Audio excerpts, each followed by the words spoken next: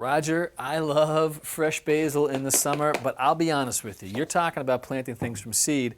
I'm perfectly happy going to the garden center, spending $3 and buying this little pot right here. I mean, why would I want to bother with the seed? Well, seed is cheap.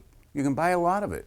And the other thing is you're going to get a harvest 2 to 4 weeks early by starting your plants inside. Right. And then there's a choice. There are a lot of different types of seeds you can pick from, more than you can find seedlings at a garden center. Now, I will give that to you. I mean, I'm looking at some of these packets right here, and we've got, this is just tomatoes, right? So we've got, what, red Siberian, jelly beans, sun gold beefsteak. Sweetie, not you, the tomato. Thank you. And you're not going to get that level of choice in the garden center. No. All right, so we're going to do seeds. Where do we start? Let's start with containers. All right. Almost anything can become a container.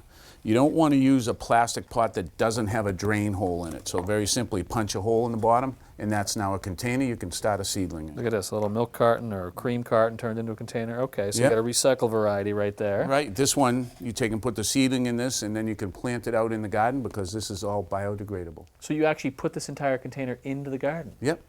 Oh, not bad. Okay, but that's a one-off. If I want to do a whole bunch at once, what do you recommend? We have a couple of different trays. This is an individual cell tray. You fill it and you plant in each block. This is an open tray where you can do a lot more planting, more numbers in that. And the benefits to one or the other?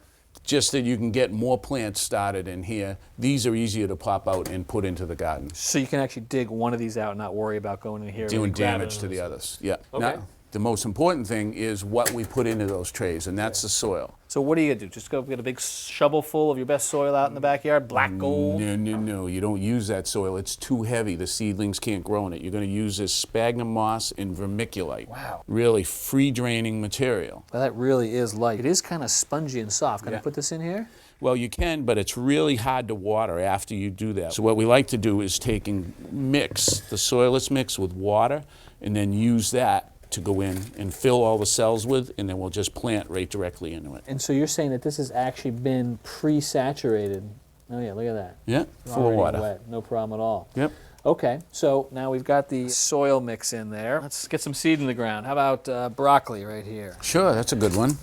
Pour some of these into, whoa, look how small those things are. That's right. Now, what you got to remember is you want to make a hole to plant those that's 2 to 3 times the size of the seed. So we're not digging down very deep. You just drop them in. So really just not going down deep at all. And once you get it in, you just want to firm the soil down on top of it. Okay, so just put them in these guys right here. In this tray, I'm going to take and make some rows for you. So we're putting seeds in there? You're going to seed it a little more heavy. It's really hard to get them spaced out properly, so put in extra. We'll take and cut out the ones we don't want and let the main one grow up. I am so glad you said that because I really can't even see these things go in once they hit the dirt. All right, so you just some of those will be sacrificial. We'll lose those. Exactly, and once they're in here, you just take and cover them over, but you want to take and push down on it to make sure you have good contact between the seed and your soilless mix. And right here, I can see the water oozing out, so this has been pre-saturated. Yes. Wet to start. How do I keep it wet?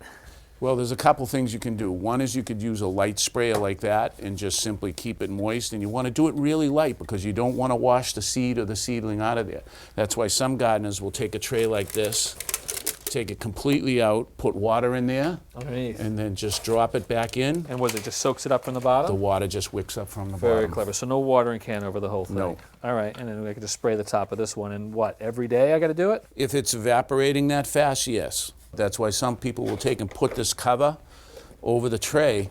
Now you have an enclosed system, and that's not going to dry out very quickly. Okay, so we've got water, soil, seed. Aren't we missing something? Sunlight? Well, I do need that, don't I? You do eventually, but not at first. Most seeds will germinate just from having water and soil and heat. That's it? No sunlight? No sunlight. All right. In fact, what we often do is we'll take a tray like this and put it on the heat mat. Just plug that in. And that'll help the seeds get going. So at some point I need sunlight though, right? Right. As soon as they emerge, the plants are going to want sunlight. Okay. So this is when you either shift it over to a nice sunny window or you take and provide light for it. Yes. So how much light are we talking about? We're talking 14 to 16 hours a day. Wow, we're not going to get that in March in New England. And that's where the grow light comes in.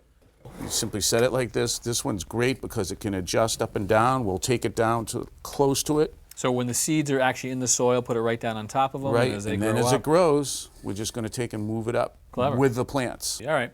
So let's flash forward a couple weeks, maybe a month. We end up with seedlings like this. Are we Yep. ready to put them in the garden?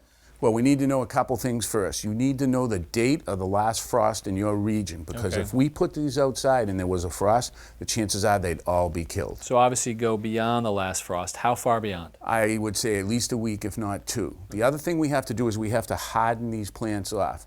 We're going to take the whole tray, put it outside for 2 or 3 hours, and repeat that, increasing the time over several days. That'll acclimate them to the sun and the wind, and they'll grow very well when we put them in the garden. And then once they've acclimated, we can put them in the ground? You're right, you just come in, very easily tease the seedling out. Look at you. Look at that. Perfect, huh? You got a little root system. You got a little seedling right there. In 2 to 4 weeks, you'll be having basil. Thank you, Roger.